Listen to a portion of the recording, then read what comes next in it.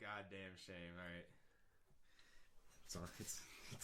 The microphone's on. Great. We've got to warm up. Great. Warm up. We're going in totally cold today. Are we? Yeah, fine. you guys walked in the door. Yeah, we did. And I'm it is cold fine. out. It is a little chilly in this room. Teddy's dead. not looking Teddy's great. dead. That's all right. We have a lot to talk about today. This is the first annual episode of the Election to Breakfast podcast. Where we tell you who to vote for And why. We're going to be exploring whether or not the Senate is going to overturn their Democratic majority. Ladies, be turning your eyes towards the Republicans in Colorado. I never asked for this.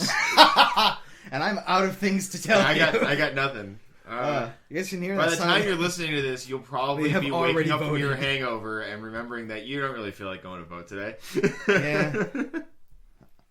Did you see the I didn't actually, or if I did watch the video, I don't remember it. But you know, the funniest thing that's on Facebook these days is just headlines. Yeah, pretty much. Yeah, and just there was something that I saw was a message from the Republican Party: "Don't vote." Anyways, I can't make this head move by blowing on it. I'm curious. Really curious. Cut as to that what line out. is. What? No, it's Nope, there. it's in. We're live. It's in there forever. It's in there forever. It's preposterous. Go on. So, tell us about the network in Canada. No, not Canada. UK. No, sorry, the UK. Oh, I didn't know. You told me about Canada. I told you about Canada. Did not Okay, tell you there's about some the new UK. bullshit. All right. No, Some new bullshit. dude, I feel so bad for all the fans in the UK. So basically, WWE announces that, the network is going to be launching today in the UK. They announced this recently. Mm-hmm. And, everyone's very excited. There's a lot of hype. The hype train was gassed and ready. Okay. 13 minutes before it's going to go up, a notice pops up on WWE's Twitter that just says launch postponed until further notice, with no details. Oh. You want me to take a wild stab in the dark? The UK Real life heel turn. UK banned porn, right? I think that recently happened, maybe about a year back. So it's safe to assume the ghost of Thatcher is back and just banning fun things. Vince McMahon got up on a. She's mad because of that one time he stood her VW. up. Like here's the minibus thing. Like painted like a Union Jack. what's so bothersome is like Said, "Fuck if it was a the Queen with technical the DX issue, chaps." why can't you just say, "Oh, we had a technical issue. We'll keep you posted." Nothing other than it's not further notice. Until further notice, it's not coming out. Now, Oh, by the way, I forgot to mention, due to technical issues, there will be no Hell to Breakfast show until further notice. So please stand by.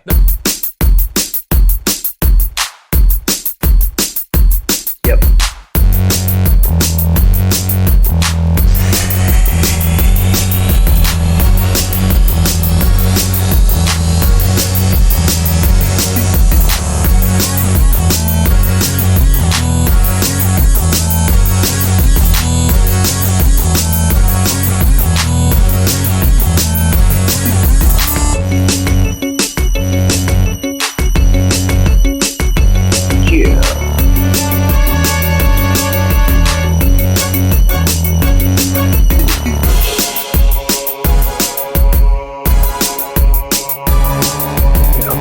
No, it's not even due to technical issues. It's just if we showed up and we're just like, nah, till further notice, we're off the air with no reason why. That sucks. here's a legitimate question I have to ask.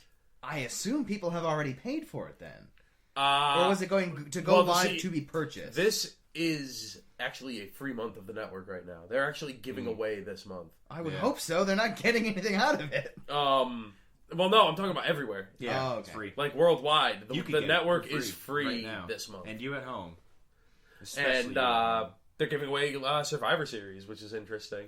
So, But I mean, they're just trying to boost numbers. let's address serious business before we get into the rundown, the bald and meaty of this program. I don't even know what that would be. No, I've got seen our list. We have nothing. Yeah. First of all, thanks to our Patreon patrons for patronizing us on Patreon. We just finished another great month of quality programming, and we're starting November strong. We have actually some cool stuff coming up in November. Guests and whatnot. Oh right, we have people coming up. Yeah, it's gonna be hype as hell. Also, don't forget to check out Hell to Breakfast on Facebook, Twitter, and Tumblr for all of your social media needs. In case you're just itching to know on a daily basis what it is we're doing. Suffering so hard. We had a submission for the drawing challenge this week. We had one, so we're gonna talk about that later. News to me. Yeah, well, then most people don't like you. Good, that's what I'm going for. Yeah.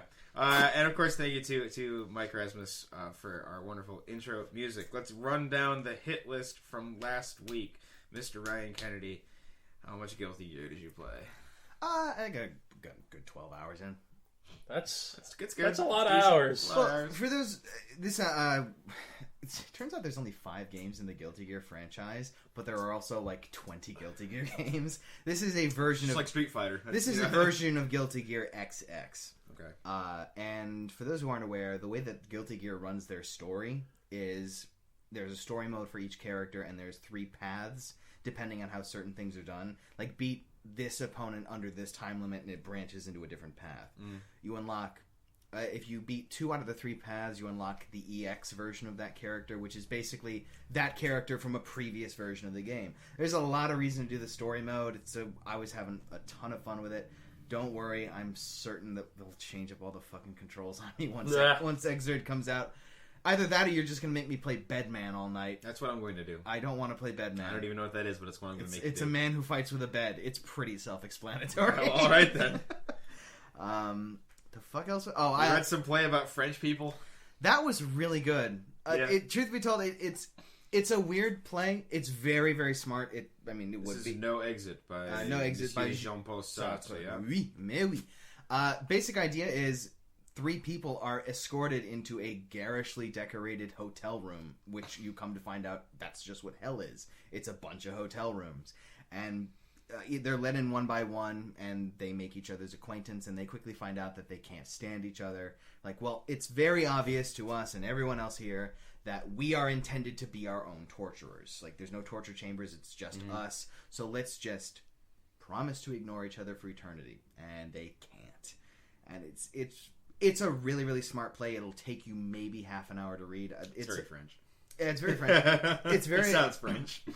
I looked into the BBC did a film version of it. It is terrible.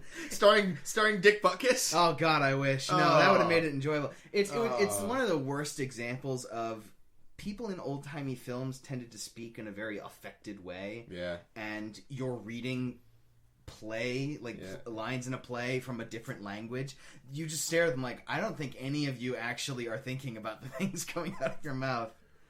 So kind of like Peter Dinklage in Destiny. That wizard came from hell. Peter Dinklage just sounded bored. These people just sound confused. That's not fair. Peter Dinklage sometimes sounded confused in Destiny. That's I suppose I haven't played it and won't be. Speaking of video games that made us angry, Phoenix Wright, you said you had some kind of rant that I just want to make a quick rant. And Kyle asked me yesterday, because he was aware of my desire to rant about this. Like, I played Phoenix Wright. I don't see what the problem is. Most of the way through Case 2. That's where I am. I promised I'd finish it. I lied. I just did. Brendan, you have never played any of the games, have you? I believe when I got my flash card for my DS, my old Nintendo dual screen handheld console, I tried to start playing, I think, the first one. Okay. And when I realized that it was a game that involved watching cutscenes and then essentially playing Escape from the Room, I just didn't get into it. I was like, oh, fuck this shit, and I never tried again. It's not quite that. The Phoenix Wright series is basically a visual novel with small, like, logic puzzle elements. That's a nicer way to say what I just said. Cutscenes, you don't have to push a button for. Anyway, the thing I want to bitch about is, it should be clear from that description, Phoenix Wright is not much of a game. Yep. It has to be held up on its own writing. Objection. Precisely. And you can say that I have a legitimate objection. No, I'm kidding. In Game 2, Phoenix gets possession of an item, which allows him to see these things called psyche locks, and it becomes a new element of the gameplay. Yep. And all it is when someone is withholding information from you, sometimes it'll manifest as like locks and chains around them. And you gotta break the locks to get the truth out of them. What it means is during the they're hiding something. Use the evidence to get it out. Does it vibrate like Geralt's pendant in The Witcher? Not quite. No. But what it does is it takes the courtroom gameplay and puts it into the investigation stuff. It adds to gameplay is my main point. Exactly. In Apollo Justice, which is the 4th game, they wanted Apollo to have a gimmick. And I'm going to describe the gimmick to you, Albetsky, just to see what you think. I feel like you've done this before, but I want you to go ahead and do it again and pretend I've never heard anything. Alrighty, so Apollo Justice has near superhuman levels of visual acuity, such that he takes in too much visual information for his conscious mind to process. The reason he is able to do this is because he is the direct descendant of a legendary magician bloodline. Oh, good. On his left arm, he wears a bracelet that is composed of a very special kind of metal. Tell me he wears a limiter. Tell me he's got a fucking limiter. I wish. He's got a Could you imagine? He's got a big gaudy Egyptian bracelet on his left arm. Good. It's made of a special metal that fluctuates, it expands and contracts very quickly in regards to slight changes in temperature. So when Apollo Justice senses that someone is lying to him subconsciously because he can't process it, his body temperature and pulse quicken, causing the bracelet to rapidly expand and contract. What that means is everything stops. You don't have to think about evidence. You just press the bracelet button. You don't even have to find where to use it. Bracelet button. Look at the actual character model. Find their visual tell. Wait for it to twitch and press the button again. It removes gameplay, but more than that, it's absolute horseshit because it's the biggest Deus Ex Machina that's always there. Apollo should never be able to be lied to. He is lied to constantly. He backs up his amazing senses with being a complete fucking idiot.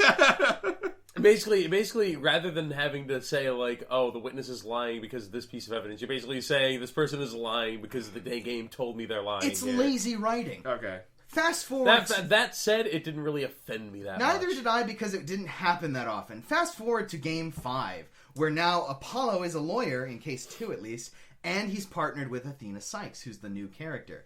Athena Sykes studied the dark magic of analytical psychology in the Europe. Yep. What does this allow her to do? Well, Athena has superhuman hearing, and using her small AI robot pal widget that she wears around her neck, is able to hear the voices of the witness's heart. Which is the worst way of putting it. Have we even gotten to the game that you want to complain about yet? No, yeah, this is the game. This is what I'm bitching about. I don't think I can take another level of bullshit here.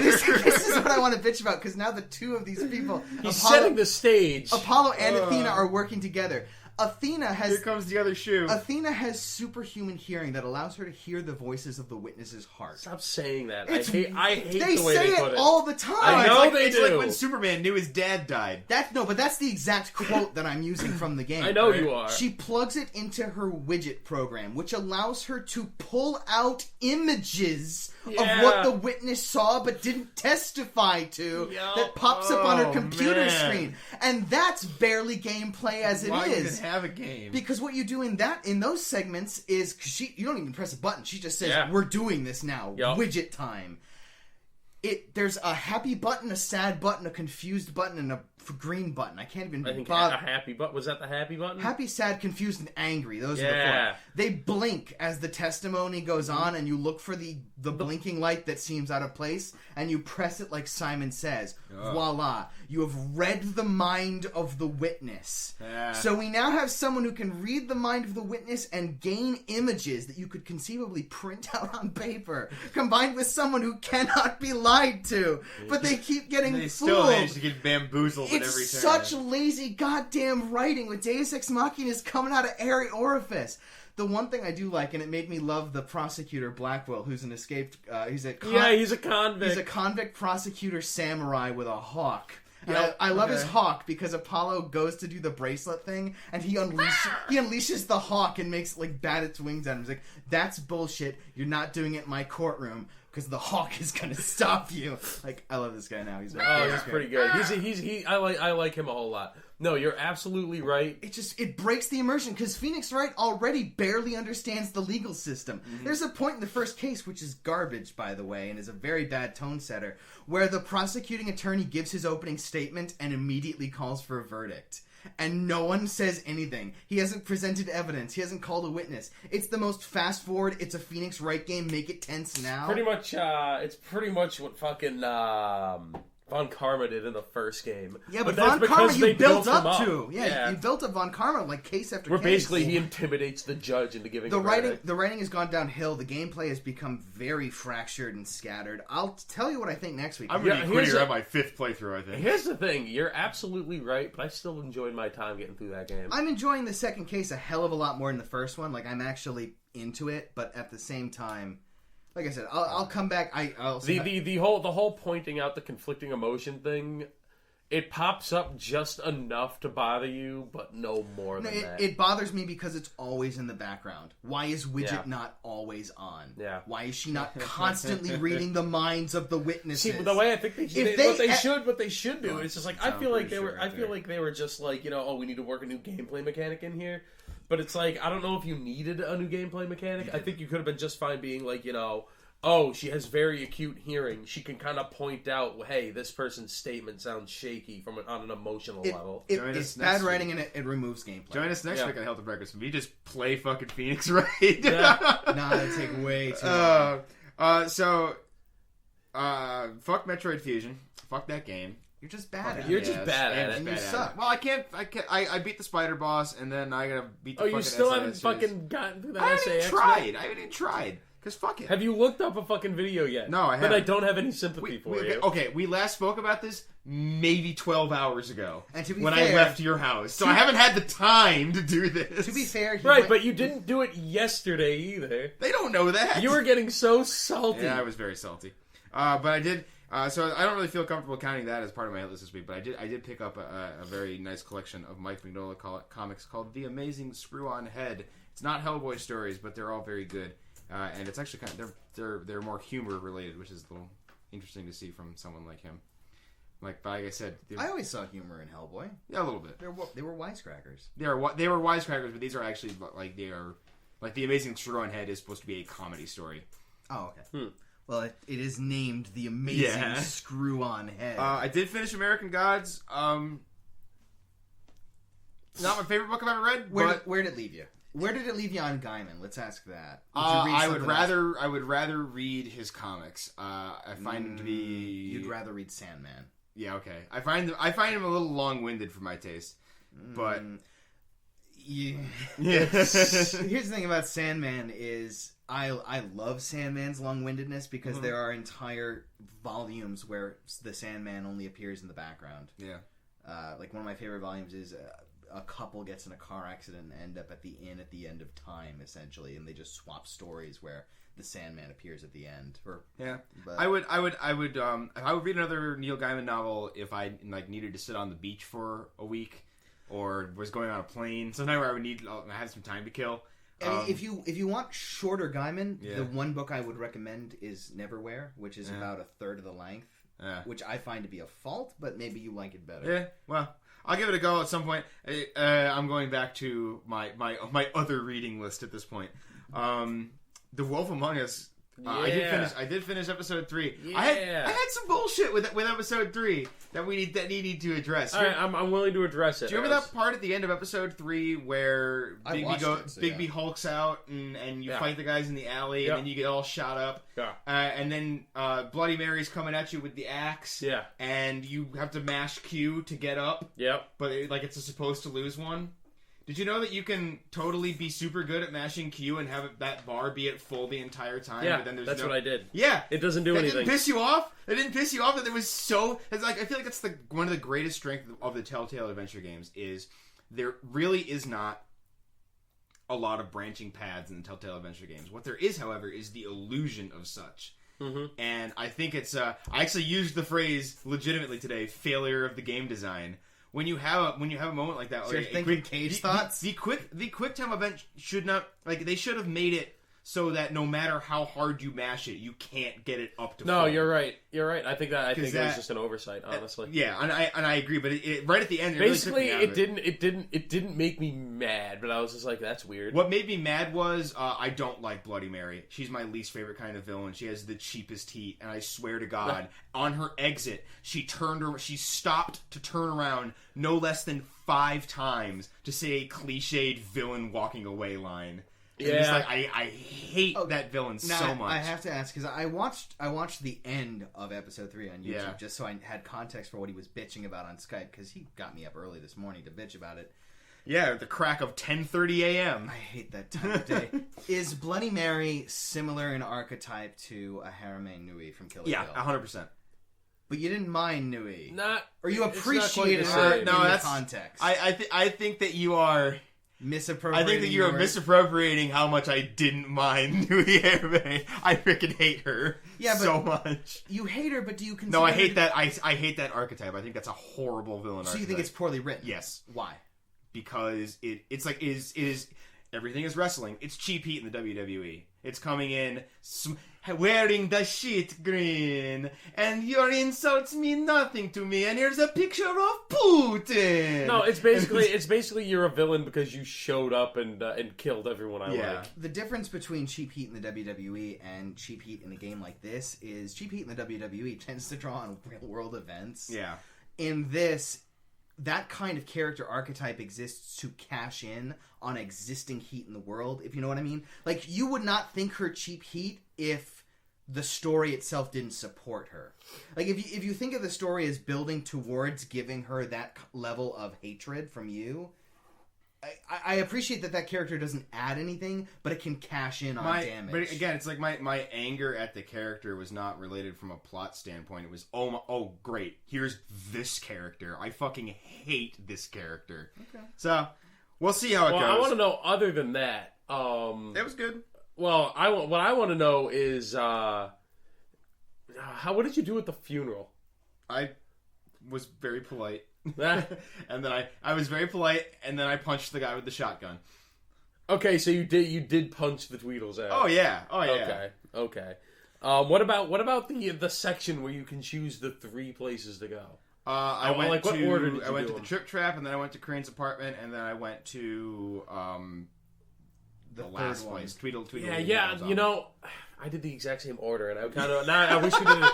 I wish you did it differently. No, I have a feeling that if you'd gone to Crane's apartment first, that the shit wouldn't have been burned, but you still wouldn't have gotten anything out of it. Maybe. Like, I'm curious to know what would differ. It's a Telltale game, very little. And also, yeah, I guess. I looked up this morning for his benefit how many of the QTE events actually matter in that game. Oh, not many. None of them. No, 3 of them matter. No, in episode 3. Oh, in episode 3, none. But in episode 1 there are 2, and in episode 2 there is one thing that I liked in episode 2 was when you have the confrontation with Beast in the hotel. Yeah, that's the one that matters. And it's basically just like, did you have him on his back the whole fight or not? And that makes a difference. And I'm like, okay, well, you can lose that fight. That's a game over. There's a possibility. I don't lose it, but I kept myself alive, but I wasn't going on the there's also a possibility for game over when you fight Grendel in episode 1. You can fail. You can lose the game. Is the overarching villain of that game the Crooked Man? I mean, at this point, it would seem so. Yes, that's who they're pointing to. Like, it's the Crooked Man. Can I say that that's great? Oh, I love the Crooked Man as a character. He hasn't actually showed up yet. Well, no. Yeah, we saw, the only thing we saw was like his hand from the limo. The Crooked Man is the folklore devil. Okay, like that's who the Crooked Man is. I don't know that that's the one they're. He was certainly seems like it. He's making deals with people. Okay, that's fair. I gotta say, he wears red and he drives around in a limo. Right, he might be the folkloric devil. The reason I say it is my immediate reaction on seeing that the Crooked Man is the villain was, wow, that is a pull. Because my familiarity with him is the nursery rhyme. There was a crooked man who had a crooked house. He led a crooked life. I don't remember. The Crooked Man is also a character in a Hellboy comic. No, that was a Hellboy comic that was written by Mike Mignola and drawn by an artist who I like very much, whose name escapes me at the moment. Didn't like him enough to know his name. Yeah, apparently not. He's very famous artist for horror comics, and I'll post it in the details. But yeah, it's the devil. That seems lazy. You're lazy. Anyways. I'd rather it wasn't the devil. Well, we don't know if he's the devil yet. All right, he's the crook, and even if he is the devil, he's a fable. He's not the. Yeah, I know, but the devil's overdone. In the Fables universe, you can go so much richer and more diverse than that. Again, we don't know. Well, Fair enough. We don't know yet. Come back to me next week. We've seen his hand so far. Is what we've seen of him. Draw more inferences. Yeah. So we have wasted so much time on the hit list this week. I might have to cut some stuff out. Kyle, Destiny, and Bayonetta, and Metroid Prime 2. Which one did you play? Which one do you want to talk about? Oh, Jesus. I mean, I've kept playing Destiny, but I think, you know, now that I think about it, I'm pretty sure a couple weeks ago we already went over my thoughts on the end game. All right. Although I am looking forward to the DLC coming soon. Bayo 2. Bayo 2, we played what? Did you go any further? Chapters? I have not gone any further. We went two chapters in. You left before Yugi showed up. Yeah. Oh. Yugi of Yu-Gi-Oh fame. Wait, the actual Yu-Gi-Oh? Yes. In that, it's in that he is wearing the Millennium Puzzle. He's wearing the Millennium Puzzle, and he throws cards. And he is referred to as a magician. Yeah. A dark magician, if you will. We were dying. His actual name is Loki, but I couldn't give less of a shit. Yu-Gi-Oh! In Bayo 2, one of the things I love that they added, actually, is that you have a dash now. You have a dash where you turn into a panther and run around. Good. And every single Sex time panther. it does the fucking El Rugo. Yeah, that sound effect. I gotta win this tournament so I can get medicine for my sister back in Brooklyn who's got cancer. Why is Joey not there? Joey's the best one. What was I think that's Enzo. Anyway, Eat your hamburger, Apollo. You played Bayo 1. Who's Rodan's voice actor? Oh, is it somebody I should know? Yeah. Who is it? He told me last night, and I died. It's Lee from The Walking Is it really? Yeah. Absolutely. If you're not aware, look up a picture of the voice actor for Lee from The Walking Dead. He looks like the most badass grandpa ever. He really does. But that's amazing. What was the quote from me? It was something along the lines of, "Wow, that seems really stylish and also useless." Like there's points where you just I don't remember. There's these big like obelisks that you jump through a hole in the center to change the plane of gravity, but you only walk like another 30 feet before a cutscene starts. It's the weirdest thing. All right. Moving on. Kyle, you also watched Halloween 1970. I watched the fucking original Halloween. I had never seen it before. I thought it was awesome. I want to watch 2. Yeah. Yeah. Like, here's the thing. I had no idea John Carpenter directed that movie. Now, what have you seen from Carpenter before this? Nothing. I know the name. Oh, sorry, you haven't. I was gonna say you've seen The Thing, but we had this discussion yesterday too. I haven't seen The Thing. We gotta watch The Thing. Yeah, we absolutely do. I consider The Thing to be the strongest work he's done. John Carpenter's The Thing. Carpenter, starring Clive Barker. Never. As Nothing Clive Barker. stars Clive Barker. Well, maybe it should. I mean, I think he Clive Barker presents Clive Barker's Clive Barker, starring Clive Barker as Clive Barker. I think he voiced every character in a Jericho. Spike Lee joint. Oh dear. And then The Wolf Among Us, which we just talked about. But we're gonna do episode 4 of that next week. You wanna try to get that done? Yeah, I'll do that. Let's plow on through this. All right. Let's do the wrestling rundown with 2 W's. Fucking A. Bray Wyatt's back. And he's speaking words out of every orifice. We have seen this setup before. 2 times!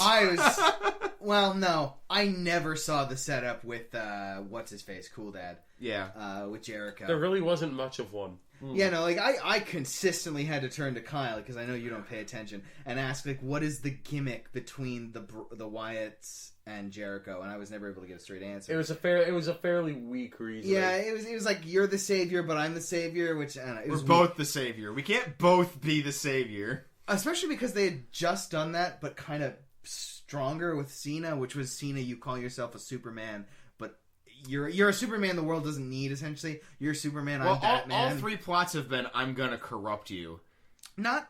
This one is, we are the same. Yeah. And I'm gonna corrupt you. But the point I really want to discuss, because I know we got to move through all of the fun stuff that happened on Raw, is, do you guys think that... There was actually a lot that happened on Raw this week. Do you guys think that Dean Ambrose... or Wyatt can play off Dean Ambrose better than he can play off Jericho and Cena? I think absolutely yes. I do think so, mostly because it's just like these are both two young guys that are hungry. And they came up at the same time. Yeah, I do not think Dean Ambrose is going to let himself lose crowd pop. Exactly. Well, I mean, I just don't think he'll let himself lose momentum. There's really between Cena with Cena and Jericho and Bray Wyatt. There's a generational gap. Absolutely. There's a good decade of space between where those two guys.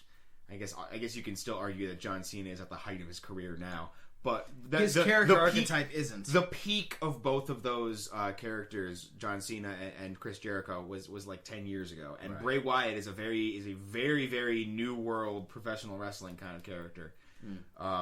Now, the difficult question that I have to raise is, let's say this goes the same way as the other two Gambits, and Wyatt and Ambrose just isn't quite working out.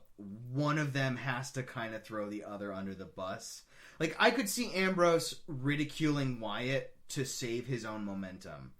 And I kind of feel like I'd rather see Ambrose come out on top than Wyatt's. Oh, so wait, you're talking about in kayfabe here. No, not even in kayfabe. I'm talking more like if Wyatt starts rambling and it's not, the crowd isn't going for this new Wyatt Ambrose angle. Yeah, I want to know what you guys think Ambrose would do. Personally, I think you need to give it more than a week. Yeah, I guess, but I mean, I'd like to say time will tell, but the past. Here's the thing, though. Tells. I think the audience likes both of these characters. I think it'll be pretty hard for them to screw up. Yeah. He says through a yawn. But no, we're looking forward to Kyle is ill. A little bit. A little under the weather. He's much more of a trooper than I am. I'm just drinking. It's true, right? What are you drinking tonight? Oh, this is a drink I'm actually particularly proud of. I'm not trying that, by the way, because I don't want to catch Kyle's cold. Yeah. Pour some of it for me in here. I'll pour some of it for you guys the next time I make it, just so they can come back with it. I'm actually very proud of this drink because I consider it to be bookending my entire alcoholic life, which is the man I am today, Guinness, mixed with the man I was then, which is Mike's Harder Black Cherry Lemonade. There's a special place in hell. I'm just gonna say that. Yeah, I know, and I've already carved it out. It's got two people that I can't stand. What's you? But how is it? Oh, it's actually not bad. Like, it kills a lot of the bite of the Guinness, if you will, while not disguising the terribleness of a Mike's Harder. So to bring us back on point, no. Ryback. Well, no, it's like to bring us back on point, you know what? Fuck it. Let's just talk about Phoenix Wright again. Yeah. No, but at least we're definitely looking forward to Bray Wyatt and Dean Ambrose having a feud. It's really, really cool to finally have like a major top of the card feud that's with just all new guys. With all new guys. And again, it's like we had one with Dean Ambrose and Seth Rollins, and then we get another. And then they shoehorn Cena into it. Yeah, fuck John Cena. Oh god, I say that's gonna be the last time I say that. All right. I told Kyle about this last night. This is what I'm doing for the month of November, and that's gonna be my last negative thing that I have to say about John Cena. For the month of November, I'm joining the Cenation. I'm going to be all about the John Cena. I'm going to be all about the hustle, loyalty, respect. You can't see me. 5-knuckle shuffles here, up to there. I'm going to be in the crowd, catching the sweatbands. You will not make it through the night. I am not going to make it through the night. Yeah, because either you'll drop the gimmick or I'll kill you with your baby knife. I just want to see if I can wrap my head around the appeal. Because it's like I just Guinness Unleashed. I just want to see if I can. I just want to see if how long I can do it, and if I can actually get into it, and if I can appreciate him from. So it's like, do I hate John Cena the character, or do I hate John Cena the man? I don't. I love him. I think he's the best. John Cena is the future. He's the bannerman. No, he's not the future. Stop saying he's the future. He's not. I can prove to you with numbers that he is the past. Mark Henry is a bad guy now. Yeah, which is fine. Which is good. I like Mark Henry as a bad guy. And everybody saw this coming. This was a long time coming. Yeah, no, they telegraphed it pretty good. Everyone knew it was coming. It's about time we had a black guy back in the company. And and Big Show did a really good job of facilitating Mark Henry. It was fine. I have no complaints. I approve of Rusev still being there as the background of a Mark Henry. I like, it's. I know that it's not. Can't have Rusev month too. For the most part, we're really smarky, but I like hoss fights. I'm sorry, like that's my weakness. I like to see a good hoss match. I've been thinking actually, I know this is on the docket somewhere. I think Ryback's going to get the win over Rusev. Yeah, I could see that happening. Ryback is the next thing. I'm excited that Ryback's back. Yeah, Ryback. I like the big guy, and he gave an excuse for why he was a heel. And what was that? Which I like. I think I missed that. I watched part of that video, but not the whole thing. It was a promo he shot. I think it was either on Raw or I don't know when they aired it, but it was basically him backstage, and he was talking about how he was just like, I was injured. I was working with this injury for months. I wasn't really myself. I was more irritable than I should have been, but he's just like, but now I'm healthy, I'm back, and I'm ready to. His explanation for his heel turn was I was kind of bitchy. Yeah. I woke up on the wrong side of the bed. At least it's a reason. I suppose like it's fair. Lava lamp. Yeah, I know. No, it's because he was frustrated because he was injured. The one thing I want to say though is also. Oh my god! No. The one thing I want to say that's mostly That's head. too much. The one thing I want to say though is that drink is terrible. In case the listeners at home have not been able to parse that out from my bemoaned agony in the background. You guys have no taste. Go Cena, hustle, loyalty, respect. Don't count me out just yet. So while he's doing that, I rewatched the video of Ryback. Yeah, it's not offensive. I'm not never is. I'm not offended, but I wouldn't drink it. Yeah, I find as he says as he finishes what's in his mouth. All right, so look, I'm not just gonna not finish it. But watching Ryback come out again for the crowd after Bo gives his open challenge. That pop though. You know what I want to call that? I want to call that the Batista redo. Because he came out kind of like Batista should have. With like the roar. He's acting more like, and he got a much better pop than Batista did. Yeah. It's kind of crazy. Like I would never have thought that Ryback, like I only know Ryback as one half from of Ryback. Yeah, my favorite tag. Thank God Curtis Axel nowhere to be seen. He had a really big push until they fed him to John Cena. I figured Ryback. I figured what's his name? Curtis Axel. That should have been the John Cena Bray Wyatt storyline. You think that I am the eater of worlds, but you are the eater of worlds, and then they could have squashed Bray Wyatt. We'd have never seen him again. Yeah. Go Cena. Cenation, baby. Give me that baby knife. Cenation, baby. You guys can't see it over the airways, but I'm doing the you can't see. We might have to give him the sweet bitch. Now. You know what? I finish the Guinness or what? I have it. I have it over here. I'll take care of it. All right, that is a conflict of interests. That needs to be held by an impartial third party. No, I deserve it. You're gonna get it all month too, which is my favorite part. Oh God! I've caught you in a contradiction, sir. The evidence I present is the sweet bitch, and it's gonna do nothing but get worse. I gotta get the bottle opener. Also, while he's getting the while he's getting the bottle opener, I'm gonna bitch more about Phoenix Wright because one thing I want to point out. Oh my God! they still haven't addressed it. When the fuck is Phoenix going to tell Apollo that Team Trudy are sister and brother? I keep thinking it's gonna be right after their wedding day. That was a fucking comic strip I read. Was exactly that. Oh my God! You remember the guy? He had a live journal. He went by "Hi, I'm Daisy." Oh God, yes I do recall him. Yeah, Daisy! He did a strip that was just like they date and they get married, and then finally after their wedding day, Phoenix Wright lets them know that they're brother and sister. Oh my God! Either that, because there's a lot of sexual tension there that shouldn't be there, like especially because she's like Luke 14. And Leia shit. She's 15 in Dual Destiny. So that's better. Well, to be fair, 14 is the legal age. That's in what Japan. they call Swiss legal. Appledome. That's enough. Christ, that's enough. You don't need any more than that. I don't wish that on any man. Hustle, loyalty, respect. Oh, God. How that tastes. Too strong for my body. Woo! It's a good thing you're an alcoholic. Man. It's not so bad when you do it in one go. I don't believe you. I also don't believe you about Cena. It's coming back. It lingers. Oh my God! No, it's like in my tendons. How does that shit happen?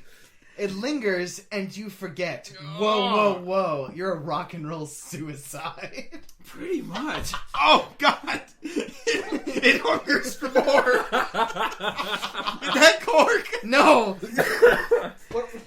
I can't find it. I brought cookies. It's on the floor. Yeah, we'll get it afterwards. No, cork it. No. I don't actually wish being in the sweet bitch on the cork either. It has not. It's like I can taste it in my throat and it won't go away.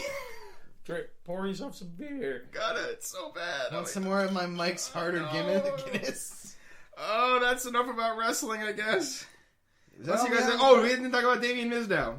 Oh, and how he's the best? He's the best. we've mentioned nothing more to say on that. Alrighty then. I hope they don't break up anytime soon. Well, Kyle, you said that they were kind of teasing a breakup. They were on Main Event of all places. Well, They did a whole thing where Everybody knows what happens on Main Event. stays on Main Event. Basically they had a match. I don't even remember who it was against, but Usos. you know, the Miz did one of these to kind of, to pose to the crowd.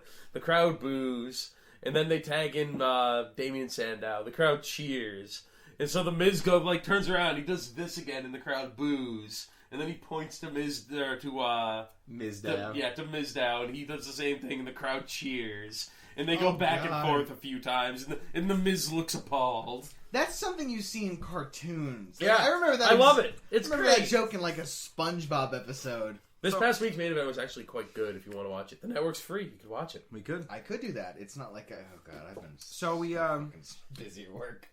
We read some comics this week, and we want to talk about Fearless a little bit. We're only going to spend like 5 minutes on Fearless. That's all right. We're going to jam all. We got so much.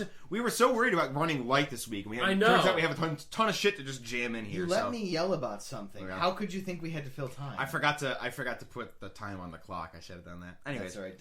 Fearless, starring Mr. Jet Li. Yeah. Fantastic film. I liked it. It's good kung fu. It's no It Man, But it's good kung fu. Now, are you guys aware that I'm going to butcher his name, and I apologize. I believe it's Huan Jia, the main character of Fearless. The actual man's name. Are you aware that he is similarly, if not more, legendary than Ip Man himself? Yes, I was aware that he was a well-known figure. Like I've seen like pictures of his fucking museum. He is considered to be a cultural hero. Yep. Such to the extent that he beat back the British with his hard hands. To the extent that most of the stories about him have been exaggerated, to the extent that no one is quite sure what's truth and what's Paul Bunyan tales. But I think that's awesome. That it is a modern tall tale. It's awesome. Pretty much, like if you look online, you can find TV shows and remakes of TV shows that aired in China based on that character. But I mean the general arc is really strong, and I did not notice content being cut. That was one of the things I noted. I think 35 minutes were cut from the film. What was in there? Because I actually do want to know. Honestly, it was mostly narration stuff and a lot of stuff with Huan Jia's mother. My favorite part of that movie is when I'm going to say Jet Li because I don't want to even take the chance of butchering the name of the person. I thought I got it okay. Yeah. In any case, my favorite fight in that movie is when he fights the boxer.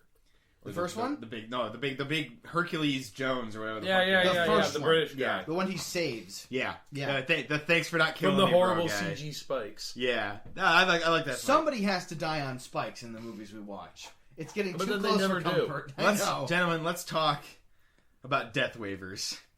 According to his death waiver, he has no fear. The death waiver. A piece of paper that looks like a table mat you'd get at a Chinese restaurant, upon which both combatants sign their names to indicate that neither will, press blood feuds if one dies. You can just fucking get that shit anywhere because there's not like you get the lawyers together and draw up a contract, make sure it's an ironclad death waiver. You're the death waiver guy. They fucking surprise people with it. It was just like there's the one where the master from out of town comes in. Yeah, and he's like, I already signed the death waiver. He's just got one signed, ready to go.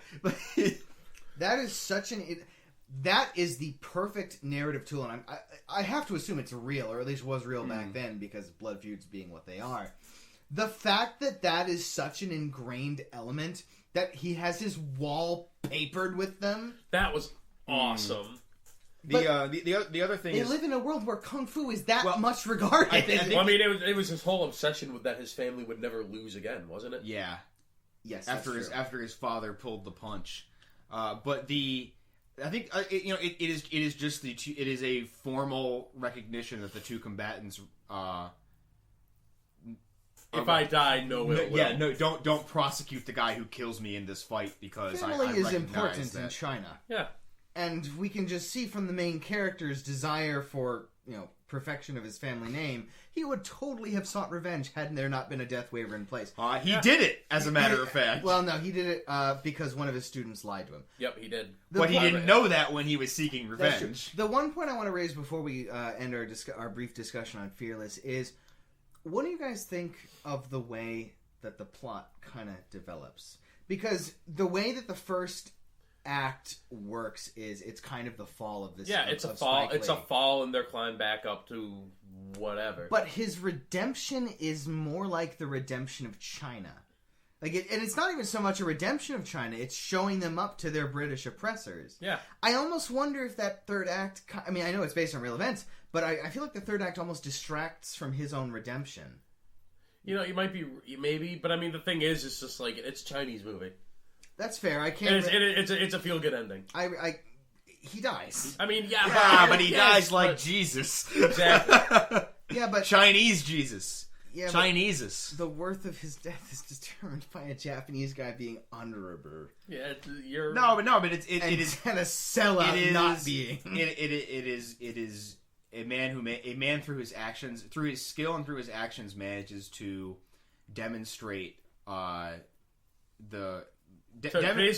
impose his values upon outsiders and get them to recognize honor and whatnot. As far as I'm concerned, that final fight... It's a spiritual victory. Because let's be honest, the British totally kicked the shit out of China for the rest of that time period. But that final fight and the emotional weight it carries is the whole of his redemption, almost. Yeah. I feel like it's half telling a redemption story and half telling an actual story of this historical figure. It's a good movie. Go watch it. No, yeah, absolutely. We gotta talk about comics. Alrighty. Comics. Let's briefly talk, because not a lot of it has been put up yet, but I am very excited about it. Automata, Silverside, specifically 4 pages in. We've all read it.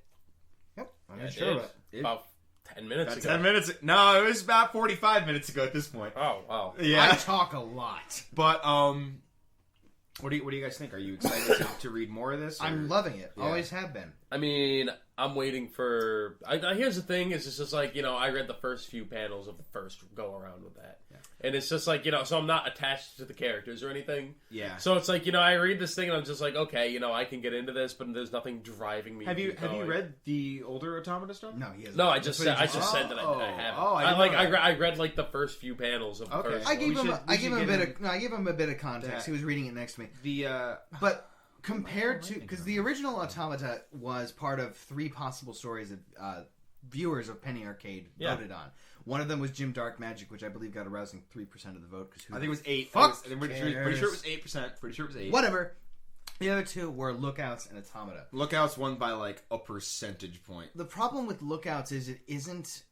I can get Lookouts type literature without even lifting a finger. Amazon is flush with it. Wherever you want to go, you can get I really wish I'd written Lord of the Rings. Yeah. But Automata has this feel to it. It's a type of art I don't usually see out of my Krahulik. Automata is my favorite thing that Hawkins and Krahulik have ever done. It's such a rich world built out of such simple things that it is proving to me that Mike and Jerry actually can execute on the things, like the principles they praise. Yeah. I kind of wish the second Automata arc had been done by Mike Krahulik. I don't really care for that kind of watercolor art style. Yeah. But at the same time, the world building that they did, and that was solid.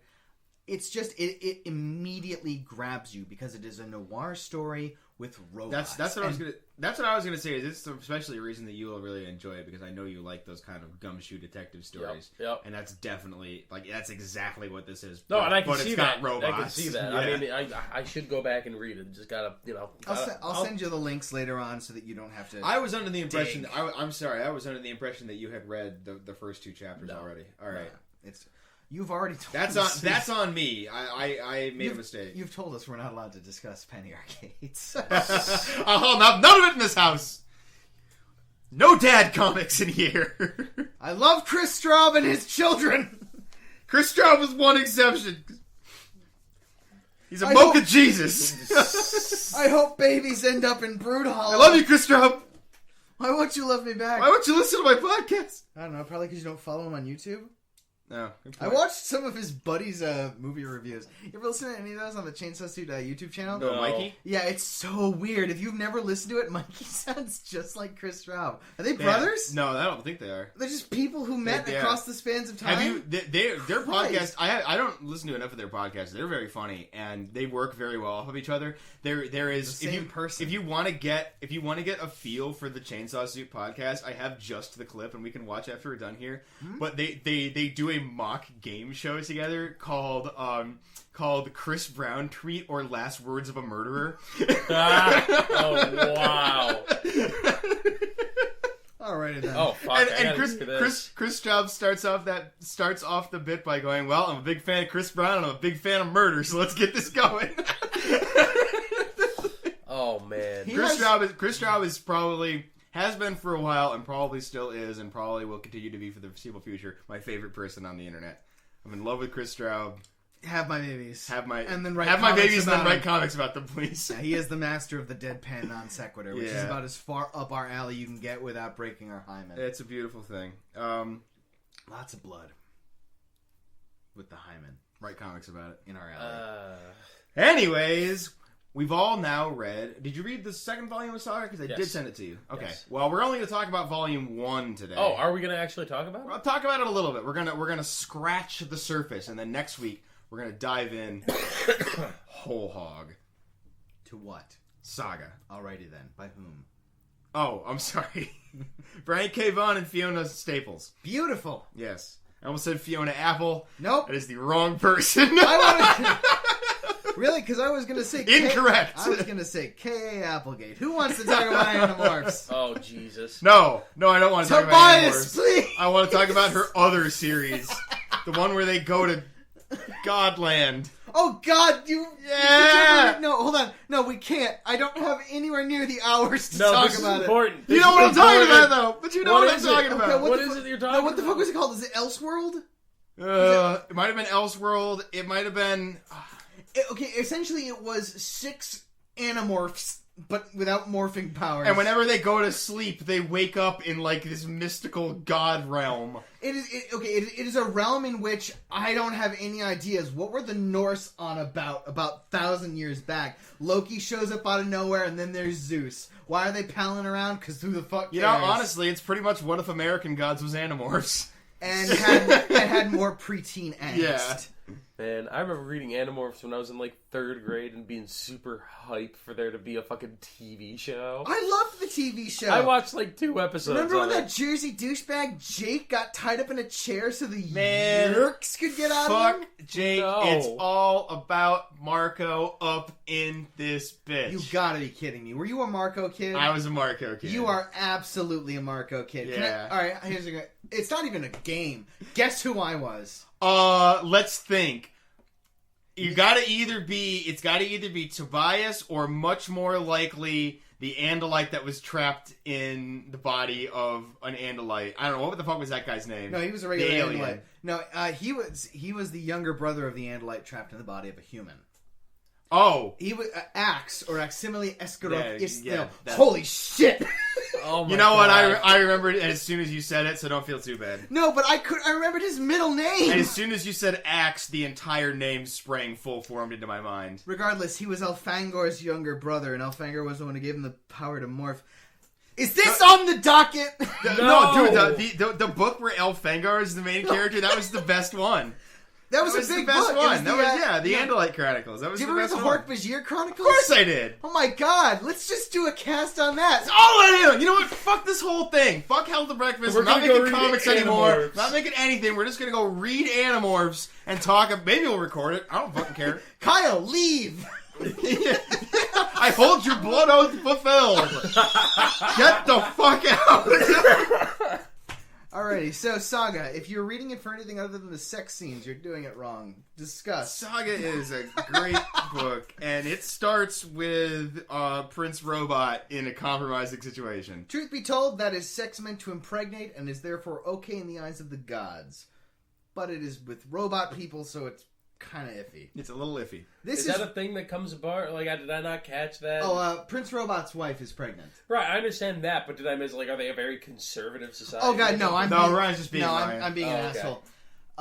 We've mentioned Saga hither and there. Hither and thon. Hither and thon. I consider this to be the strongest ongoing comic series that I am currently involved in. It's probably my favorite thing that I'm reading actively right now. I haven't, to be fair, I have not had a chance to sink my teeth into Hellboy and Hell yet, and that might take its rightful place on top of the mountain again. But that's possible, but Christ. I mean, I've read Y the Last Man, and it's good. Most of it. Brian K. Vaughan has this talent, and it's a beautiful talent, and it's much needed in the current comic world.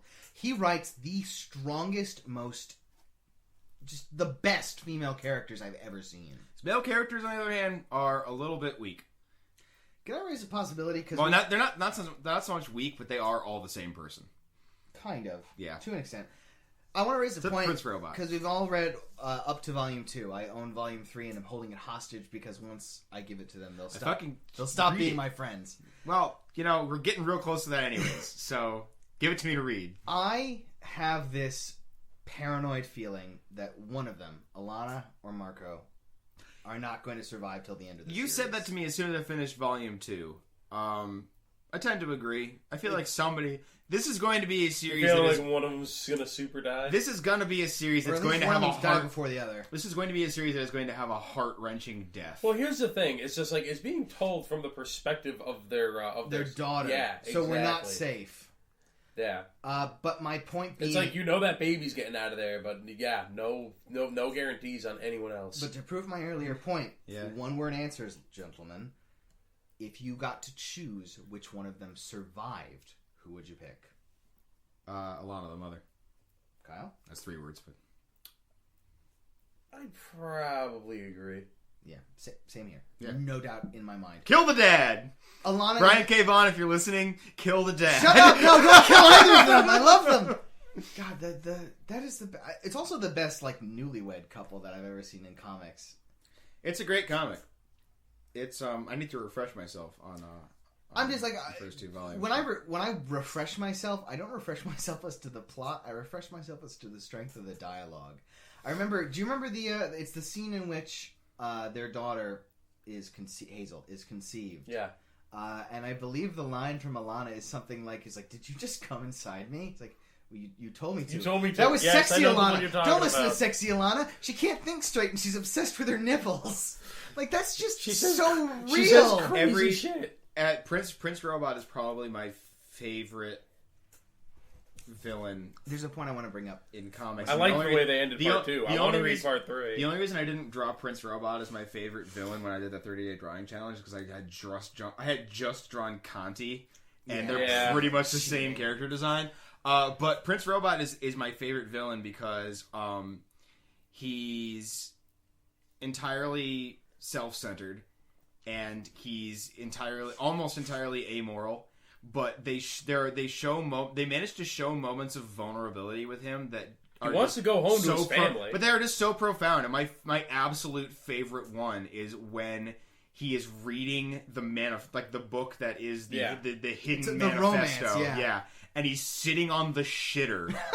Yeah. And he gets a call at the same time. So he's reading a trashy romance novel on the crapper, and he gets a call from his wife. From his wife, is just like his pregnant wife that he can't go home to. It's just like this poor sad man. It's the scene where she tells him that she's pregnant. And he's like, "This is the happiest I've ever been, and I'm sitting on the shitter." This is also the same guy that blows people's heads off. But this is the at one a moment's notice. This is the point I have literally killed was it him that killed the stalk? Yep. Yes. Yeah.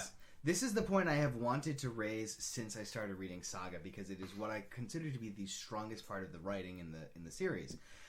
There are essentially 3 factions at work as of the end of Volume 2. We have Alana and Marco. Yep. We have the help me. What's the name of the mercenary? Oh, the guy with the cat. Yep. Yeah, I gotta refresh myself. Is he the?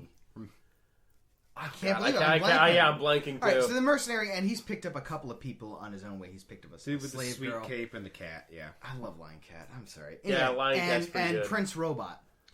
All 3 of them are motivated by such things There's the strength of their motivation is that if any two of them, or God forbid, all three of them meet, none of them are going to be able to back down. But you're really not sure who's in the right, like who to root for. I can tell you that Prince Robot is in the wrong.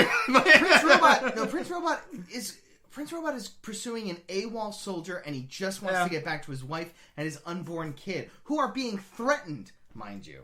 Yep. I get the general sense. I get the general sense though that if he did confront Alana and Marco? Yeah, that their excuse of please we're in love and we have a child would not fly with him. No, of course it wouldn't, because he's in love and has a child. Exactly, but he's not a guy who would say, okay, I'll tell them I killed you, just disappear. He would just fucking kill them. I don't know that he'd kill them that easily. Yeah. I honestly feel like it would come into conflict and it would snowball with all the stress he's been feeling. I don't know that he'd be able to kill them that easily, because I think they would put up a pretty decent fight. Let's say that he's in a situation where he can kill them.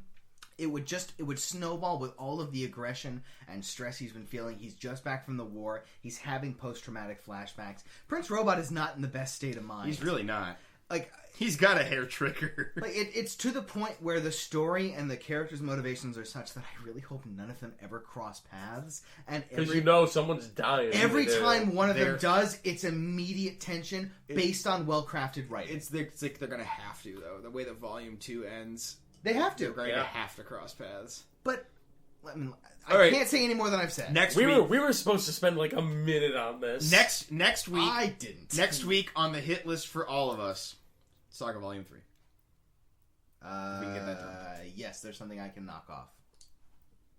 I'm saying we should all try to get it done. Okay. Yes, I know, but I have 3 items. So No, it's going to be on the list for all of us. So you get it done first, and then you give it to him. And then when I get back, I'll be back on Friday this week. You give it to me, and I'll read it. That means Kyle will have to invite me over at some point this week. I imagine that'll probably happen at some point. I think that's probably doable. Anyways, he hates I know he hates me. So he hates you so much that he wants you to move into his house. Do you guys know about He Hate Me? No, this is a total tangent, but I think it was the XFL. They allowed you to put nicknames for your name on the back of your jersey, and one of them was He Hate Me. Oh, good. Anyways, what's next on the list, Chief? So the drawing challenge for this week. We had last week was bugs. I did one. I'll show it to you guys later. I did a Skulltula from Legend of Zelda. I saw your. I think it was work in progress. Yeah, because I read some Mike Mignola comics and I wanted to draw a skull. So I was like, how am I going to work this in? I'm just like, wait a minute. I know a bug that has a skull for a body. To be fair, I was going to draw a bug and had selected to draw a shield bug with a human face on the back, and then I decided not to. And then I played Dark Souls instead. Kayla drew something that she won't let me put on the internet, and Steve Winchell, our good buddy in Chicago, who will be on the show in 2 weeks, drew us a very funny. For our listeners, I will not be on the show in 2 weeks now. Yeah. Looking forward to it, Phil, assuming he doesn't kill me first. He's getting close. We have 3 chairs, that's it. But he drew a bug that is very funny, and I'll leave you all hanging in suspense to see it in the gallery when I put that up. Is it anything like what I said? It's not, but I think you'll enjoy it. And I'll show it to you guys tonight. Like but anyways, the drawing challenge for this week. What do we want to draw this week? I don't draw anything. You could try. Nobody's stopping. Well, I am. I've got so many extra. If either of you guys wants to borrow a drawing tablet, I have like 3 extras. I don't. I have 0. If you just wanted to fuck around with it. I don't know. Whatever. Anyways, what do we want to draw this week? Well, I am somewhat under the influence. I'm looking around the room. Perhaps they could draw guitars.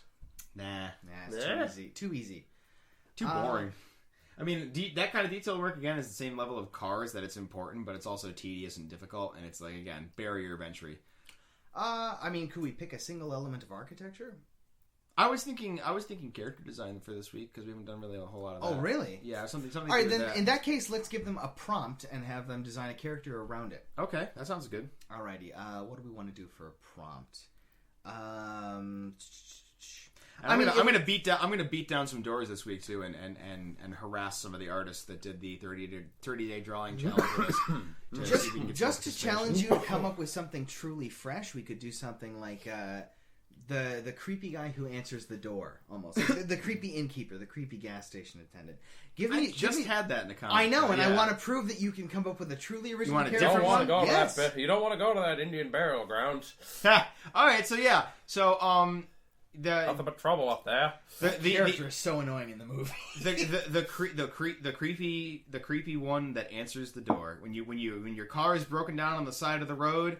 And when you're looking for some place to stay for the night, you knock on the door and it opens it up, and who answers the door? And it's somebody creepy. So draw that, do your best work.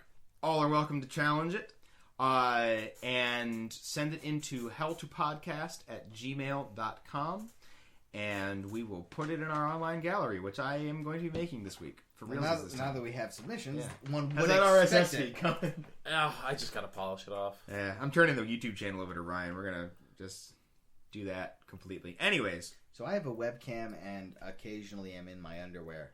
Subscribe for more. Yeah. Like, you comment. Post for that. See that? Get a preview of that nude calendar that's coming up for 2015. It hangs over. It hangeth over. The Ryan Kennedy Irish Curse 2015 calendar. Oh man! If you want a fun Thursday night, you Google Irish Curse, ladies. Don't do that. Good night, everybody. Don't do it. No, we're not done yet. We're not done yet. Say good night before we're done. Are you sure? Yes. We gotta go down the hit list. Serious business time. We're gonna do the hit list last, but before we do, serious business time. Please don't forget to check out the Patreon, and please contribute any way that you can. Seriously, if you give us $1 a month, it goes a long way, because if 100 people give $1 a month, that's $100. I don't know 100 people, but I'm working on it. He's quite the whore. I'm just the worst whore. You are. I'm on the 2016 nude calendar, so. Oh man. Nobody wants that. The Polish curse is much worse. There's no meat on your bones. Yeah, we got lots of hair though. You've eaten our beards since 1920. Don't forget also to check Hell to Breakfast out on Facebook, Twitter, and Tumblr. Just Google that shit. You can find it. You're Google a grown-ass person. Google that good thing. Okay, run down the hit list. Let's run down the hit list for this week. I've got some things that I'm going to do this week. I'll go first. I'll run down my hit list. We're going to do it really quick. Okay. Ish. Finish Shut Up and Jam Gaiden, you fucker. You know what? Sure. I'm going to finish Shut Up and Jam Gaiden. Because he is too scared to do that SAX run again. I sure am. I'm going to play some more of Bayonetta 1. Okay. I've got that going again. I'm really sure I'm doing that. And you're going to do Wolf Among Us episode 4. And I'm going to do Wolf Among Us episode 4. And I'm going to do also the team hit list of Saga Volume 3. We'll be talking about next week. So that's 4 things. Everybody's going to have 4 things this week, unless you don't have that many things. Or don't have that much time. Kyle, what do you got for us? Well, I'm also doing Wolf Among Us episode 4. I'm also doing Saga Volume 3. Yeah! Probably going to try and get a little more Bayo 2 in. Don't know if I will. What else do I have that I need to do? I got a lot of Animorphs books that you could peruse. If you never read the Hork-Bajir Chronicles, I mean, that's when K.A. Gates' Talons really came out. And I use the word Talons because I liked Tobias. He fucked Rachel. And then he was a hawk. Which was just about the hottest thing he could have done for her. Jesus. God, Rachel had more baggage than tits. Anyways, Kyle. I'm trying to think of something I want to watch this week, and nothing's coming to mind. You want to watch Halloween 2? Exactly. I mean, I don't own it, but okay. Yeah, there you go. You'll figure it out. You can retrieve it fairly easily. Oh, you want me to talk now? Yeah. You talk now. I will definitely be... Well, I'll be finishing Phoenix Wright Case 2, but I'll be finishing Case 3. I was going to say 3 and 4, but I know from personal experience how long the final cases in those games usually tend to be, yeah. So let's say I'm going to do Phoenix Wright Case 3. I really hope I'm going to come back with a slightly more positive impression, but we'll have to see. The other 2 things I'm going to be doing are some anime things, because I always like to fill out that side of the team.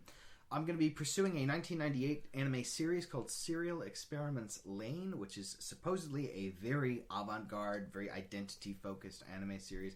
I'm really looking forward to it. Sounds right up your alley. It's like 13 episodes. It's right up my alley, especially with my time frame. Man, the only thing we didn't get to on this outline tonight was Vampire Hunter D: Ryan is a fucking weeaboo. So I'm glad that you brought this element of your personality. I spent so much time by accident on Vampire Hunter D. Save it for next week. Regardless, the guy who wrote Vampire Hunter D wrote another thing, which is on my hit list. He was behind the 1987 animated movie Wicked City, which is considered to be his finest work. He's been called the Japanese the Japanese H.P. Lovecraft. I'll be coming back to you next week with Wicked City, and we'll have to see what I thought. That's about it for me. Oh, back to the weather. I know what I'm going to watch this week. What? New season of Always Sunny went up on Netflix. Oh, yes. I watched a couple episodes of it last night. I want to finish that off this week. And season 4 of Portlandia is also on Netflix. No shit! Shit. You guys, get out of my house. I'm going to go watch that right now. No, we're going to watch Raw, you jackass. Yeah, let's watch some wrestling. All right, for the Health of Breakfast show, I'm Brendan. And Kyle. I'm still Ryan.